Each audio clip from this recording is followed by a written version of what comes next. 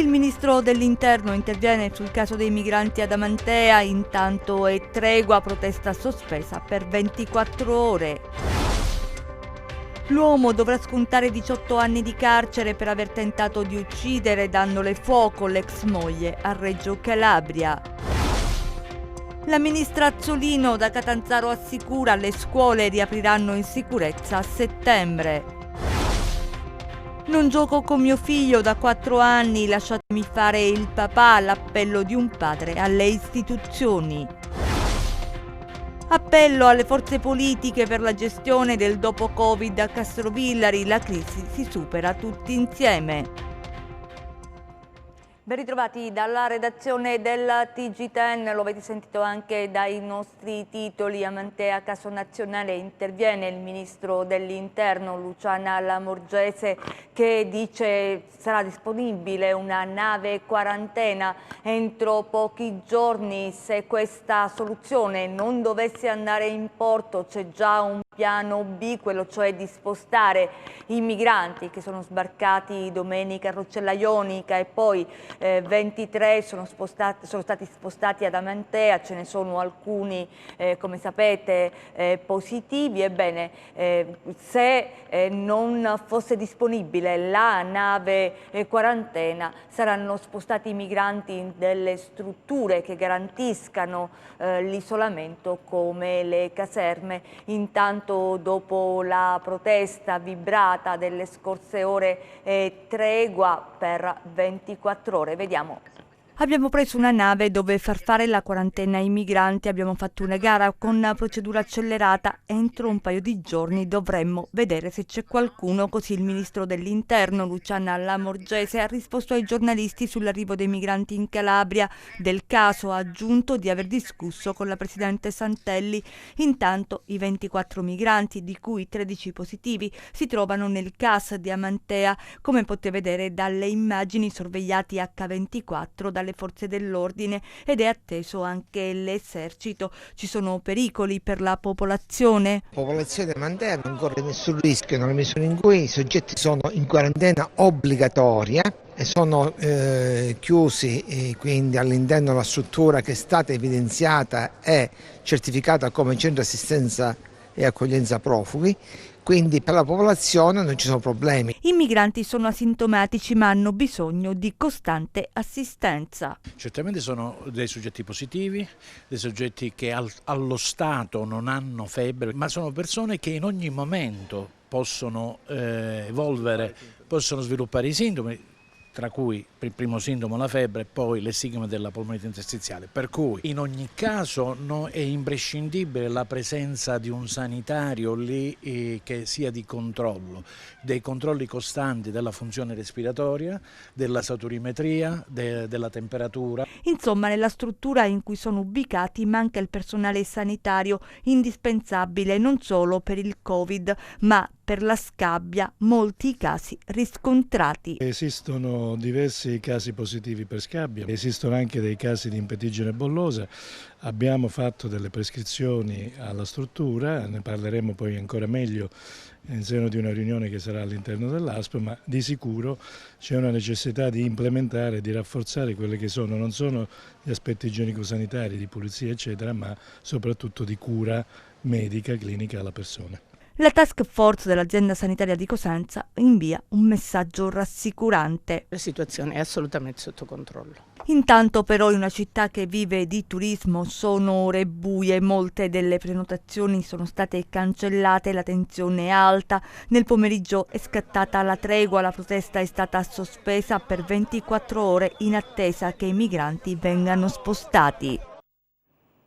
Lo avete sentito, la protesta è stata sospesa per 24 ore, ma la tensione resta alta e proprio le proteste vibrate degli abitanti di Amantea hanno fatto scattare il cosiddetto caso nazionale sulla cittadina del Tirreno Cosentino e l'attenzione del governo regionale e nazionale. Ma sentiamoli quali sono le preoccupazioni degli abitanti. Bloccate Gambara! Al bivio bloccatela! Bloccatela! Se il Covid entra nella nostra città siamo letteralmente rovinati. Stiamo attendendo da stamattina che qualche commissario, che ce ne sono 3 ad Amandea, qualcuno venga per discutere, per farci capire chi ha preso queste decisioni. Abbiamo chiesto un incontro con la prefettura di Cosenza, ma al momento ancora non abbiamo avuto risposte. Noi prolungheremo la nostra protesta fino a quando il problema non verrà risolto. Amandea deve essere considerata come una vera città turistica, non che Amandea viene considerata come l'ultimo paese della Calabria. Noi in questo momento stiamo pagando scelte scellerate da parte di tutti gli organi preposti, perché una situazione del genere su Amandea non era assolutissimamente immaginabile. Già stiamo pagando lo scotto del lockdown. Già stiamo uscendo da una situazione molto precaria. Le attività commerciali sono tutte in una crisi spaventosa. La struttura al 99,9% risulta non idonea. Allora le forze dell'ordine devono stabilire se questa struttura può ospitare questi soggetti, perché altrimenti la devono chiudere. Amandea dice basta! Basta! È l'inizio di una serie di manifestazioni. Questo io la prendo come un attacco all'intera regione Calabria. Abbiamo dato l'esempio di come si combatte il Covid e oggi ci attaccano in questa maniera. Non hanno più soluzione che come attaccare questa Calabria. Noi viviamo di turismo e in questo momento ieri ci hanno fatto una fotografia pessima della città.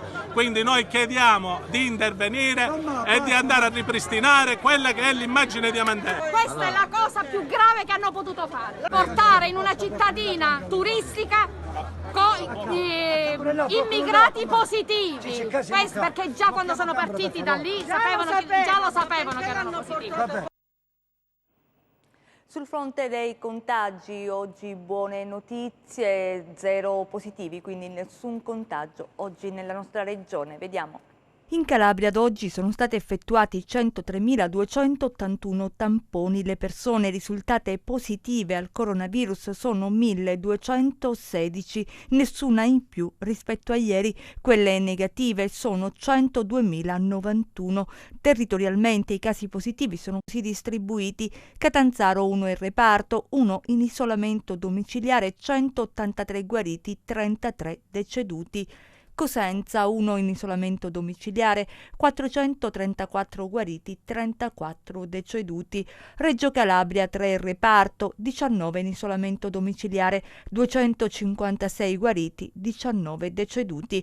Crotone 3 in isolamento domiciliare, 112 guariti, 6 deceduti. Vibo Valentia 3 in isolamento domiciliare, 77 guariti, 5 deceduti.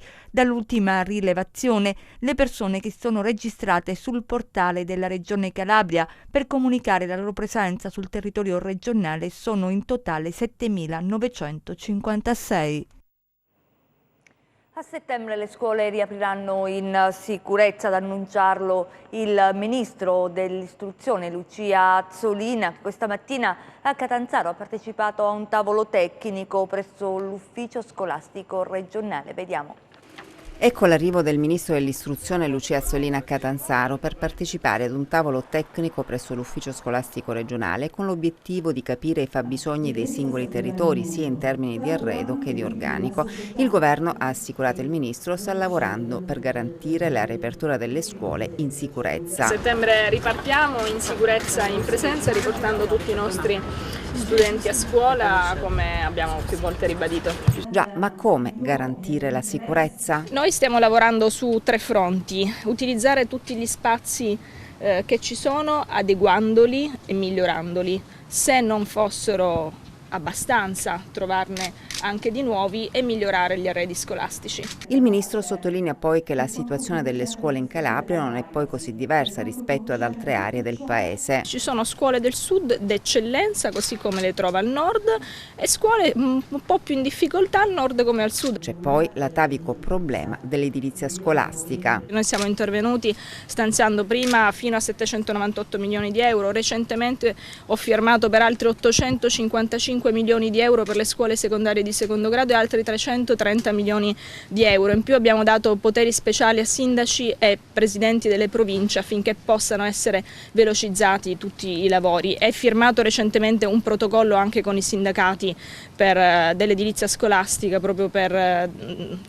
velocizzare insomma il tutto. Il ministro rivolge poi un messaggio agli studenti. Io sono molto orgogliosa di quello che hanno fatto durante il periodo della didattica a distanza, così come per i docenti, per i dirigenti scolastici e un po' in generale per tutto il personale scolastico. Penso che l'impegno di tutti, remare tutti, andare tutti verso la stessa direzione salverà la scuola. Infine, sulle difficoltà inerenti agli spostamenti da settembre di migliaia di docenti, ecco cosa risponde il ministro. Lo sappiamo benissimo che ci sono i trasferimenti, che ci sono le assegnazioni provvisorie, anzi noi abbiamo fatto la mobilità quando tutti ci avevano sconsigliato di farla, invece è stato un grande successo perché tanti ritorneranno al sud a lavorare. Grazie. E il ministro Azzolina si è poi recata a Locri per la firma di un protocollo d'intesa sull'uso dei beni confiscati all''ndrangheta. Vediamo. Cultura, aggregazione, legalità, futuro. Arriva un messaggio chiaro con queste direttive da Locri, dove oggi nell'auditorium della diocesi di Locri-Gerace è stato presentato il progetto Campi Estivi. Un'idea forte basata sul protocollo tra Ministero dell'Istruzione, Commissione parlamentare antimafia, cooperativa GOEL. Una realtà consolidata da sempre impegnata, il GOEL sul fronte del recupero di situazioni di degrado, di soggetti con difficoltà e ovviamente impegnata, anzi impegnatissima sul fronte della legalità. L'accordo con il sigillo della firma tra il Presidente della Commissione parlamentare antimafia, senatore Nicola Morra, la Ministra Lucia Azzolina e ovviamente i rappresentanti della cooperativa GOEL consentirà periodicamente a gruppi di studenti di vivere vacanze e studio in immobili confiscati alle mafie. A Locri l'esperienza avrà come location l'Ostello della Gioventù, oggi bene dell'amministrazione comunale di Locri, sottratto negli anni passati ad esponenti del clan Cataldo. A suggellare l'importanza straordinaria del progetto il procuratore capo di Catanzaro Nicola Gratteri, nativo di Gerace, ad appena 8 chilometri dal luogo in cui è stata apposta la firma per questo importante progetto. Belli e profondi gli interventi delle autorità. Morra ha ricordato che cultura vuol dire libertà. Se i giovani studiano hanno strumenti importanti per vivere bene ed essere faro della società. Lo Stato li aiuta sempre, ha sostenuto il senatore Morra, e che lo Stato ci sia lo ha ribadito la ministra Azzolina. Metteteci cuore, passione, testa nello studio, sarà la strada del successo giusto. Il procuratore di Catanzaro Gratteri ha ribadito di credere da sempre nella scuola, ritenendo che essa sia la chiave della migliore crescita per le generazioni che vogliono affrancarsi dal rischio della mafia e della mafiosità. Toccanti le testimonianze di Stefano del GOEL, siamo qui per non essere lontani, per non essere distanti e per non essere ignavi, ma per ribadire la cultura dello stare in prima linea, e di Giovanni Carè della Consulta regionale studentesca, da poco brillantemente diplomato, che ha ribadito la straordinarietà di questo progetto. E il ministro per le pari opportunità Elena Bonetti, accompagnata dalla senatrice Silvia Bono, ha visitato il centro calabrese di solidarietà a Catanzaro. Il ministro ha assicurato l'impegno per l'accreditamento non solo del centro di solidarietà calabrese, ma di tutti quelli che si occupano delle donne e delle famiglie. Vediamo. È iniziato da Catanzaro il tour calabrese del Ministro per le pari opportunità della famiglia Elena Bonetti. Prima tappa il Centro Calabrese di Solidarietà, una realtà che si occupa di sostegno alle fragilità, in particolare delle donne vittime di violenza. È una realtà straordinaria, una realtà a cui voglio manifestare non solo la mia solidarietà anche per gli atti che sono stati, ahimè, effettuati contro questa struttura, ma soprattutto per riconoscere quanto i presidi nei territori, i centri antiviolenza, le case rifugio siano quella rete fondamentale per salvare le vite delle donne, di troppe donne che ancora oggi sono vittime della violenza maschile, soprattutto in ambito domestico. Il Ministro ha assicurato l'impegno del Governo per l'accreditamento di queste strutture, ha sottolineato poi le proposte per sostenere le famiglie messe a dura prova dalla pandemia, ricordando inoltre i fondi messi a disposizione dei centri antiviolenza e le case rifugio durante l'emergenza sanitaria. Noi abbiamo proprio in via eccezionale stanziato 5 milioni e mezzo del fondo ministeriale, è stato poi anche aumentato da un emendamento della Commissione Femminicidio di cui tra l'altro fa parte la senatrice Vono. Questi 5 milioni e mezzo sono serviti per aiutare in particolare le case rifugio, ma in generale i centri antiviolenza, a far fronte a quelle spese necessarie che hanno dovuto affrontare per adeguarsi alle norme di sicurezza. Ad accompagnare il Ministro la senatrice Vono. Noi oggi siamo qui proprio per rappresentare la presenza dello Stato e ci impegniamo in modo concreto e formale a portare avanti tutte le misure che sono necessarie anche per un accreditamento non solo del Centro di Solidarietà Calabrese, ma di tutti i centri che si occupano delle donne e delle famiglie. La visita del Ministro è un buon segnale per la Presidente del Centro di Solidarietà Isa Mantelli. Chiediamo che le parole spesse dal Governo sul terzo settore diventino realtà, che ci sia un'attenzione forte a una parte di società che non lucra ma sta a fianco delle povertà. Ora la cronaca, ricorderete la terribile storia nel marzo del 2019 dell'uomo che ha tentato a Reggio Calabria di uccidere la moglie dandole fuoco. Oggi la sentenza all'uomo è stato condannato a 18 anni di carcere. Vediamo. 18 anni di reclusione per Ciro Russo, l'uomo che il 13 marzo del 2019 tentò di uccidere la ex moglie Maria Antonietta Rositani dandole fuoco. La sentenza del Tribunale di Reggio Calabria, che ha accolto la richiesta di condanna formulata dal procuratore Giovanni Bombardieri. Russo era stato arrestato nel marzo del 2019, poche ore dopo il tentato omicidio. Era evaso dai domiciliari che stava scontando a casa dei genitori a Ercolano nel napoletano ed era arrivato a Reggio Calabria, dove in via Frangipane ha prima speronato l'auto della ex moglie, poi si è avvicinato allo sportello con una tanica di benzina che ha versato addosso alla donna. Quest'ultima, ustionata in gran parte del corpo, ha subito diversi interventi e continua a versare in gravi condizioni. Russo era poi fuggito, ma il giorno dopo era stato arrestato dalla squadra mobile nei pressi dell'ospedale. La procura aveva chiesto 20 anni di carcere. Soddisfatto il procuratore Giovanni Bombardieri, è stata riconosciuta la fondatezza della nostra ricostruzione, ha detto, un fatto gravissimo che trova la giusta condanna. Si è trattato di una delle vicende più drammatiche e gravi della storia giudiziaria di Reggio Calabria.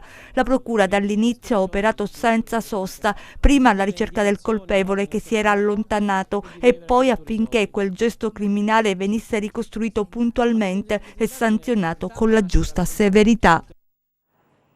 Ci spostiamo a Castrovillari per parlare della crisi generata dal Covid. Si riparte, dicono tutti gli attori del territorio, si riparte proprio dalla fiducia e si riparte tutti insieme. Vediamo. Con le elezioni ormai alle porte, questa non vuole essere una piattaforma elettorale, ma un contratto fra persone serie, leali e trasparenti che vogliono dare delle risposte alla nostra città, ai nostri cittadini e dare loro un futuro. Così il presidente dell'Associazione Solidarietà e Partecipazione, Ferdinando Laghi, ha esordito durante il confronto tenutosi a Castrovillari, organizzato dalla stessa associazione presso la sala consiliare del municipio.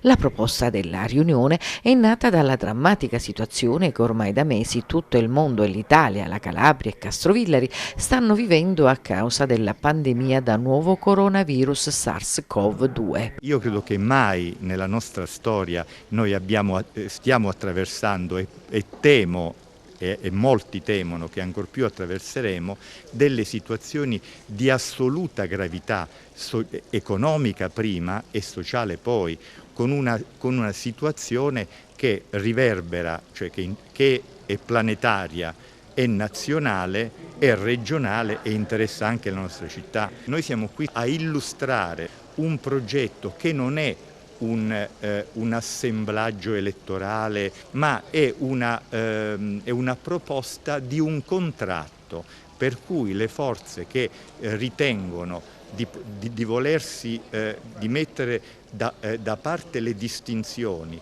per invece trovare i punti specifici di unione per dare a questa città una prospettiva di futuro, bene, adesso è il momento a nostro parere di farlo. Ora vi raccontiamo la storia di un papà che lancia l'appello alle istituzioni, dice voglio solo il bene di mio figlio. È un padre provato che racconta la sua storia travagliata al nostro telegiornale. Nonostante un provvedimento favorevole del Tribunale di Cosenza, l'uomo ha difficoltà ancora a vedere suo figlio. Vediamo. Da quanto tempo non gioca con suo figlio? Ormai sono 4 anni, dal novembre 2016, dal 1° novembre. Da allora la stanza dei giochi del piccolo è rimasta come cristallizzata. C'è anche il foglio con il suo ultimo disegno, laddove lui lo ha lasciato. Il padre vive nella provincia di Cosenza ed ha ingaggiato una lunga e dura battaglia legale. La sentenza è arrivata e è finita sul Sole 24 Ore sul Nazionale. Il Tribunale Bruzio ha disposto il risarcimento per l'uomo e suo figlio da parte della donna, affidando di fatto il bambino ai servizi sociali chiamati a riannodare il rapporto con il papà. Nonostante il decreto del Tribunale, questo decreto del Tribunale di novembre 2019, sono di nuovo appunto da capo. Anche come denunciato dalla Corte di Giustizia di Strasburgo, i servizi sociali vanno molto a rilento. Ho fatto pochissimi incontri con mio figlio da inizio dicembre 2019 fino a marzo 2020. Solo 4 incontri di pochi minuti. A marzo 2020 sono stati interrotti per via del virus in circolazione. Ho cercato di mantenere un minimo di contatto con mio figlio per via telefonica, ma anche questo mi è stato impedito. In casa le foto dei momenti felici sulla mensola, le scarpette del piccolo fanno compagnia ad un uomo disperato. Io voglio fare il papà, voglio dare un papà a mio figlio. Il suo papà non è morto, anche se questa situazione è stata devastante per me. Mi voglio occupare delle cose di mio figlio, stargli vicino. A mio figlio gli è stato sempre impedito di fare una giornata di vacanza con il suo papà o dormire con il suo papà. Mio figlio non ha nessun ricordo del suo papà e questo è devastante. Ma soprattutto voglio dare tanto affetto a mio figlio che in questi anni mi è stato impedito di dargli. Mio padre è morto senza poter vedere il nipote, racconta. Mia madre è anziana. Tutti noi soffriamo molto per questa situazione. Infine l'appello nell'interesse, sottolinea, del minore. Spero che le istituzioni mi aiutino in modo serio a risolvere questa situazione, perché più tempo passa e peggio è per il bambino. Perché io ho notato in quest'ultimo periodo un ulteriore peggioramento di mio figlio. La Confederazione Nazionale Artigiani fa il punto sul sisma bonus e il bonus 110. A Cosenza ha annunciata la nascita di un consorzio interprovinciale dei costruttori CNA che consentirà alle imprese di fare rete ed essere più competitive. Vediamo. Confronto a Cosenza delle Confederazioni Artigiane di Cosenza, Catanzaro, Crotone e Vibo sul bonus 110 e sul sisma bonus, un incontro per fare il punto sulle nuove agevolazioni fiscali per chi ha intenzione di ristrutturare casa effettuando interventi di efficientamento energetico e di consolidamento degli edifici. Noi come CNA abbiamo adottato una linea intanto di prudenza, intanto stiamo aspettando ormai fra poche ore la conversione in legge definitiva del decreto e soprattutto stiamo aspettando le regole, le linee guida emanate dall'Agenzia dell'Entrata per poi poter, diciamo così, andare verso il nostro parco clienti e proporre quello che è il nostro progetto nazionale che abbiamo fatto come CNA, che abbiamo voluto racchiudere sotto un marchio, un simbolo di qualità, e si chiama Riqualifichiamo l'Italia. Il problema è la quantità di lavori che verranno comunque sviluppati. Non solo, il problema potrebbero essere i tempi di realizzazione, perché ad oggi non abbiamo le linee guida, non abbiamo comunque quelli che sono i decreti attuativi, di conseguenza ci troveremo con la fine di agosto ad avere chiarezza di quello che si farà. Si inizieranno i cantieri probabilmente in settembre. Lavorando in ecobonus probabilmente noi avremo fino alla metà di novembre, fine di novembre, possibilità di operare, dopodiché verranno temperature e situazioni climatiche tali per cui il cantiere si dovrà interrompere, giocoforza, e si riaprirà con la fine di febbraio.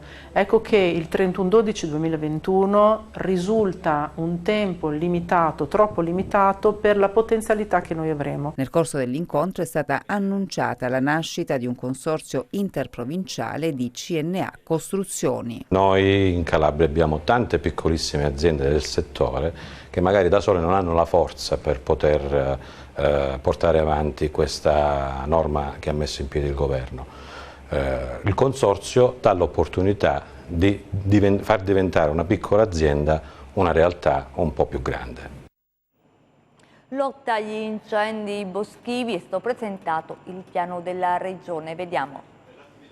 Prevenire gli incendi boschivi. Nella Sala Verde della Cittadella Regionale a Catanzaro è stato presentato il piano di interventi straordinari di pulizia. Si tratta di un'azione sinergica tra i dipartimenti regionali infrastruttura e agricoltura. Abbiamo immaginato che le cunette delle strade provinciali, cioè della rete che attraversa capillarmente il territorio regionale, possano costituire delle barriere tagliafuoco, perché sappiamo che le strade sono purtroppo in questo momento soffrono di una mancata manutenzione, tutta la rete viaria provinciale, e quindi abbiamo immaginato di poter fare questi interventi a tutela delle arterie e con l'obiettivo anche che costituisca questo intervento un intervento tagliafuoco. Il budget è di circa 10 milioni di euro. Questa è una misura necessaria. C'è una difficoltà di alcuni enti, allora noi siamo intervenuti nell'azione di prevenzione anche in supporto e surrogandoci rispetto ad altre funzioni. Nulla di male, è necessario aiutarsi in questa fase di grande difficoltà, aiutiamo le province, preveniamo gli incendi e credo che questa azione sia un'azione che la Regione giustamente fa, facendosene carico. E credo che in questa fase l'azione di vicinanza e l'azione di collaborazione sia assolutamente necessaria. Obiettivo dunque tutelare il patrimonio boschivo dagli incendi, che in questo primo periodo estivo sono stati circa 1500. Rispetto all'analisi che abbiamo effettuato nel corso di questi primo mese di attività, atteso che l'attività del coronavirus nella sostanza ha bloccato tutte le attività di manutenzione ordinaria delle viabilità comunali, provinciali e anche statali, per ovviamente evitare che l'innesco dell'incendio dalla strada possa danneggiare il bosco, abbiamo avviato un incontro sinergico con le province e i soggetti attuatori del comparto forestale, Calabria Verde e Consorzio di Bonifica, per avviare e concentrare il massimo sforzo per la pulizia delle aree proficienti alle strade di competenza, sia provinciali che comunali. Siamo allo sport, 34esima giornata di Serie B, il Cosenza vince in casa e batte il Perugia per 2-1. Il gol, il primo tempo di Bruccini al 12esimo, nella ripresa Viaz al 29esimo e Falcinelli poi per il Perugia al 33esimo. Parliamo adesso di cinema, lo facciamo, ritorniamo ad occuparci dello spot della regione sugli agrumi calabresi. Ebbene, nella produzione ci sono anche tanti attori e maestranze locali. Vediamo. Sto partecipando a questo bellissimo spot di Gabriele Muccino. Sulla mia terra, un'esperienza fantastica e un saluto a tutti. Questa per me è stata un'esperienza molto bella ed importante, sono molto felice di far parte di questo nuovo spot che stiamo girando qui in Calabria. Ancora non ci credo, oggi era a 1 centimetro da me, un regista internazionale, ha lavorato con Will Smith ed oggi era a 1 centimetro da Salvo Lanciano. Orgogliosissimo, fiero di averlo conosciuto e di aver lavorato con lui a un progetto per la mia terra, la Calabria. Tutti e due oltre l'angolo camminano in là. Perfetto, poi. Finalmente è un regista internazionale per una Calabria che merita. Sono molto contenta. Guarda, l'unica cosa... E sono felicissimo di partecipare a questo progetto girato nella mia terra. Splendida, ovviamente.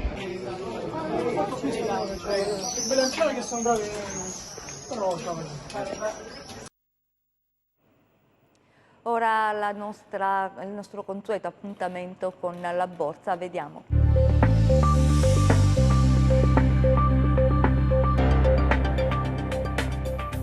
Chiusura positiva per le borse europee. Gli operatori guardano con fiducia all'avvio della stagione delle trimestrali a stelle e strisce. Se da una parte è atteso un calo degli utili mediamente superiore al 40%, dall'altra gli operatori cercano indicazioni concrete sull'outlook per la restante parte dell'anno, dopo che molte società hanno ritirato la guidance. Notizie positive intanto giungono dagli studi su un possibile vaccino, dopo che 2 farmaci sperimentali contro il coronavirus sviluppati dalla tedesca BioNTech e dalla statunitense Pfizer hanno ricevuto lo status di fast track della Food and Drug Administration statunitense. Nel proseguo della settimana i riflettori si sposteranno sulle riunioni della Bank of Japan e della BCE, sul Consiglio europeo del 17 e 18 luglio chiamato a discutere sul Recovery Fund e su alcuni dati macro, tra cui il PIL cinese. A Milano il FTSE MIB archivia gli scambi in progresso dell'1,2%, ben intonato come il CAC 40 di Parigi a più 1,7%, l'Ibex 35 di Madrid a più 1,5%, il FTSE 100 di Londra a più 1,3% e il DAX di Francoforte sempre a più 1,3%. Oltreoceano avanzano il Dow Jones a più 1,5%, l'S&P 500 a più 1,4% e il Nasdaq a più 1,9%. Sul Forex l'euro-dollaro si apprezza a 1,136, mentre il cambio tra biglietto verde e yen avanza in area 107,3. Tra le materie prime annullano le precedenti perdite le quotazioni del greggio, che scambiano sostanzialmente invariate con il Brent a $43,3 e il WTI a $40,6 al barile. Sull'obbligazionario lo spread BTP-Bund si riduce a 165 punti base, con il rendimento del decennale italiano all'1,24%. Tornando a Piazza Affari, spicca il crollo di Atlantia a meno 15,2%, appesantita dagli ultimi sviluppi nelle trattative con il governo che rendono più probabile la revoca della concessione autostradale. Il rialzo invece Leonardo a più 7% e TIM a più 5,9%. Grazie e buon proseguimento di serata. Chiudiamo con le previsioni del tempo.